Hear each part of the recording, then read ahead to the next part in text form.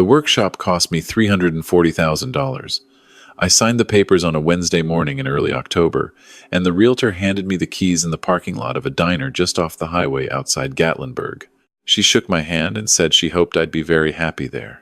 I drove the 40 minutes up the mountain with the windows down and the smell of wood smoke and cold pine coming through. And when I pulled into the gravel drive and cut the engine, I sat for a long moment just listening to the creek that ran along the eastern edge of the property. Margaret had found the listing. That's the part I keep coming back to. She'd been gone 14 months by then, and in those 14 months I had done a poor job of being alive. I ate badly. I slept badly.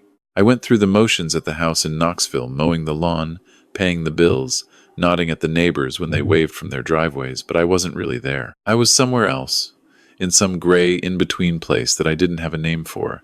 My doctor called it complicated grief. I called it waking up every morning and reaching for someone who wasn't there anymore. Margaret had bookmarked the listing on her laptop 8 months before she passed. I didn't find it until I was finally cleaning out her desk, trying to do the things you're supposed to do, and her browser was still open on the old MacBook because I hadn't been able to bring myself to close it. 6 tabs, a recipe for lemon cake, a YouTube video about reupholstering furniture, an article about native plants for Tennessee gardens, and a Zillow listing for a 3-acre property in the Smokies with a main cabin, a separate woodworking shop, a spring-fed creek, and a view of the ridge that on clear days stretched 30 miles east. She had written in the margin of her notepad, in that careful cursive I'd been reading for 39 years, "This one, when you retire." Finally, I retired 4 months after I buried her. I bought the property 8 months after that. I wasn't ready, and I also understood that I was never going to be ready, so I bought it anyway. And when I first walked through the door of the main cabin and saw the way the afternoon light came through the south-facing windows and fell in long, warm rectangles across the pine floor, I stood there for a while and let myself feel the full weight of her absence. It was terrible, and it was also, somehow, exactly right. I spent the first 3 weeks just getting the place in order. The cabin needed work, new weather stripping, a water heater that had seen better days, some rot in the deck boards on the north side. I did most of it myself. I am not a man who has ever been comfortable sitting still, and there is something about physical work, about the specific focus required to do a task correctly with your hands, that quiets the noise in a way nothing else does. I set up the woodworking shop in the outbuilding and spent whole mornings in there with the smell of sawdust and machine oil, making nothing in particular, just running wood through the planer and listening to the sound of the creek and occasionally looking up at the ridge through the shop window. My daughter Sarah called twice a week. I appreciated that. She lived in Charlotte with her husband Marcus and their 2 boys, and she was the kind of person who checked in because she genuinely wanted to know you were all right, not because obligation demanded it. We talked about the cabin, about her boys, about the book she was reading, about nothing much. It was good. Marcus called once, about 6 weeks after I moved in. I should say something about Marcus. He is 38 years old. He has been married to my daughter for 11 years. He is not a bad man, exactly, in the way that certain investments are not necessarily fraudulent, they're just structured in a way that serves everyone except you. He works in real estate development, which means he looks at properties the way a surgeon looks at a body, with a kind of calculating interest that has nothing to do with affection. He had been to the cabin once, the previous Thanksgiving, and I had noticed the way he walked through it. Not the way you walk through a place you're visiting, but the way you walk through a place you're sizing up. "How are you settling in, Raymond?" he said. He always calls me Raymond, not Ray, which is what everyone else calls me. Raymond, which is what my mother called me when I was in trouble. I told him I was settling in fine. "I've been thinking," he said, "and I want to run something by you, because I think this could actually work out really well for everyone." I waited. The Smokies rental market is extraordinary right now. Extraordinary. Properties up there are booking out 6-8 months in advance. I've got a colleague who manages a portfolio of 14 cabins in that corridor, and he's pulling in between $60,000 and $90,000 a year per property depending on the season. He paused to let that land. "Now, I know you paid $340 for the place, but properly staged and listed, you could see a full return on investment inside of 4 years. 4 years, Ray. And in the meantime, you'd have income that covers the taxes, the maintenance, all of it. I live there, I said. Right, obviously. But here's what I'm thinking, and just hear me out. What if you kept the main cabin as your primary residence when you want to use it, and we listed the workshop outbuilding as a separate rental unit? I've seen smaller structures than that listing for $200 a night in high season. You'd barely even notice the guests. They'd come and go from the side drive. It's my workshop, I said. I use it every day. I know. Or, and this is the other option I've been turning over, what if we just listed the main cabin during peak season? June through August. Maybe the first 2 weeks of October for the leaf season. That's prime booking time. You could stay in the workshop during those weeks. I'd be happy to handle all the management side, the platform listings, the cleaning crews, all of it. We'd split the revenue 60-40, with your 60 going toward maintenance and improvement. There was a silence. Marcus, I said, I'm not interested. I bought this property to live in. It's my home. I hear you. I just want you to think about it. At your age, having that kind of passive income, I'm 63, I said. Not 90. He laughed. The easy laugh of a man who believes every no is just a yes that hasn't been properly motivated yet. Just think about it, he said. That's all I'm asking. I thought about it for about 30 seconds after I hung up, which was 29 seconds longer than it deserved. My daughter called the following Sunday, and I could tell within the first 3 minutes that Marcus had talked to her before she called me. There was a particular quality to her voice, careful, slightly rehearsed, that I recognized from when she was a teenager and had something difficult to bring up. Dad, she said, Marcus mentioned he talked to you about the cabin. He did. I know it's your space, and I completely respect that. His heart is in the right place.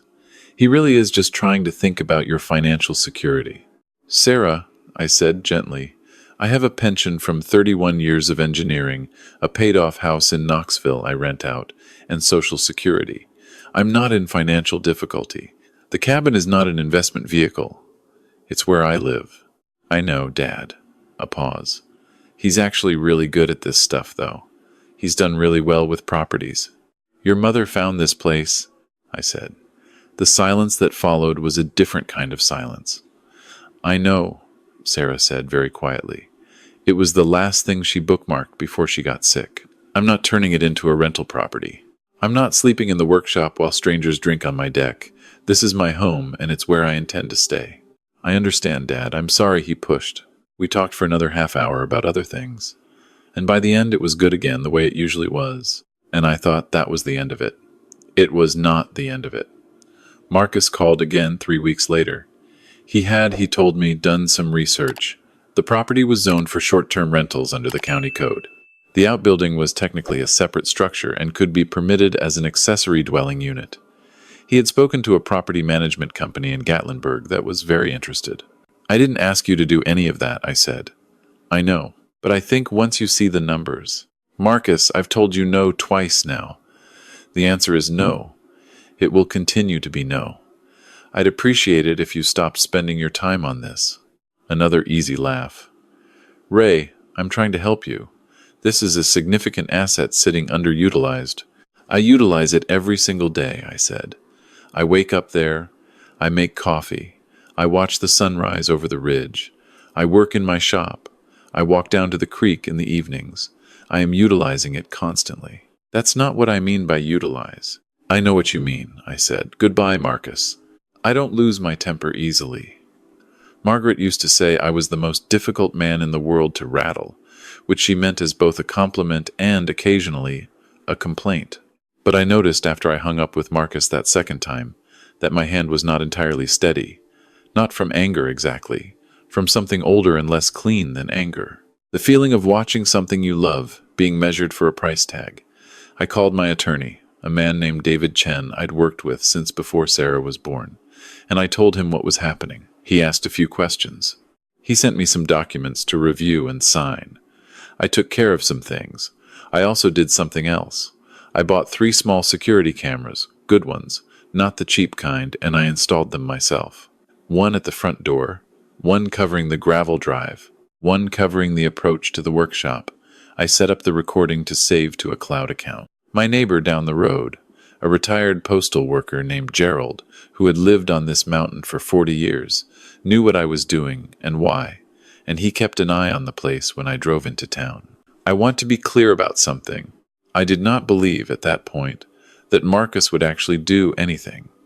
I thought he would grumble and drop it. I thought he was a man who ran calculations, and when the calculation came up negative, he moved on to the next opportunity. I did what I did because David told me it was prudent, and because something in the particular quality of Marcus's voice, the way he talked about the property, always the property, never the home, made me want to be prudent.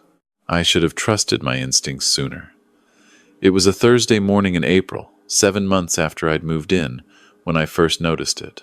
I had driven to Knoxville for 2 days to deal with some things at the rental house, a plumbing issue, some paperwork. I got back to the cabin earlier than I expected because the plumber finished ahead of schedule, and when I turned onto my road, I saw a car I didn't recognize parked in my gravel drive, a white SUV with Georgia plates.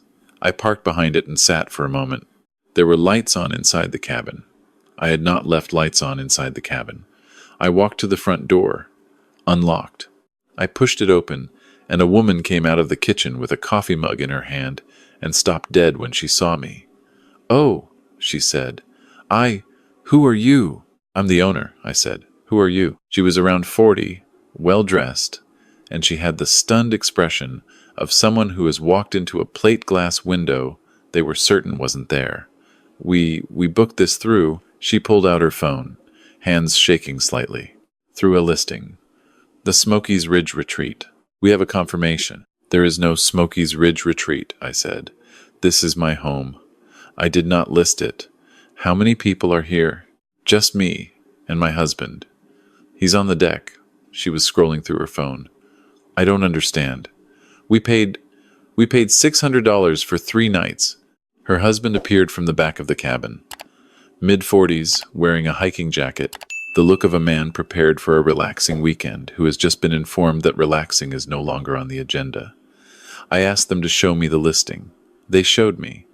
It was on a major rental platform. Professional photos of my cabin, photos I had never taken or given permission for anyone to take. My kitchen, my sitting room, my deck, the view of the ridge. The listing had 11 reviews and a rating of 4.8 stars. It had been live, according to the date on the profile, for 3 months. The host account name was a business I didn't recognize. I knew whose it was. I asked the couple to please gather their things. I told them I was deeply sorry for what had happened to them, that they had been defrauded, that I would help them pursue a full refund, and that this property had never been lawfully listed for rental by anyone with the authority to do so. The woman was gracious. Her husband was visibly angry. Though not at me, he understood immediately where the anger belonged. They left within 30 minutes. The woman gave me her contact information. I gave her David's. I called Gerald and asked him to come over. He arrived in 10 minutes, and he sat at my kitchen table and listened while I told him what I'd found. He is not a man of many words. When I finished, he said, "You called your lawyer?" "About to," I said. "Call him first." I called David. He told me to touch nothing, to save everything, and to send him the screenshots of the listing. He told me he had anticipated something like this might happen, which was why we had done the things we had done. I asked him what the next steps were. He explained them. When he finished, I sat for a moment. "David," I said, "how much trouble is he in?" There was a brief pause. "Raymond," he said, "depending on how many bookings went through and how much money changed hands, you are potentially looking at wire fraud, criminal impersonation, and operating a business without owner consent. The platform will cooperate because they have significant liability exposure. The county sheriff's department has dealt with this kind of thing before." I looked out the window at the ridge. The light was doing the thing it sometimes does in late afternoon in April, turning the whole eastern face of the mountain a deep, burnished gold that lasts exactly 12 minutes and then fades. "All right," I said. "I want to tell you about the next 3 weeks accurately, which means telling you that they were not dramatic in the way you might expect. There was no confrontation. There were no raised voices. What there was paperwork and phone calls, and on David's side, a series of communications with the rental platform, with the county sheriff, and with a civil litigation attorney he brought in to handle the fraud claim. Marcus, in the meantime, apparently continued operating the listing. He took 2 more bookings after the couple with the Georgia plates. Both sets of guests were met by Gerald, who was wonderfully patient with them and directed them to call David's office. I know now that Marcus believed I didn't know. He had set up the listing under a business name that wasn't immediately traceable to him, and he had used photos I hadn't given him. I figured out later that he'd taken them during the Thanksgiving visit, when he'd excused himself for a walk, and I'd thought nothing of it. He had planned this carefully, or he thought he had. What he had actually done was commit wire fraud across state lines in a jurisdiction with a DA who did not enjoy having his county used as a backdrop for fraud schemes targeting retirees. The morning the sheriff's deputies showed up at Marcus's office in Charlotte, I was in my workshop. I was building a small bookcase, nothing complicated, just white oak with hand-cut dovetails.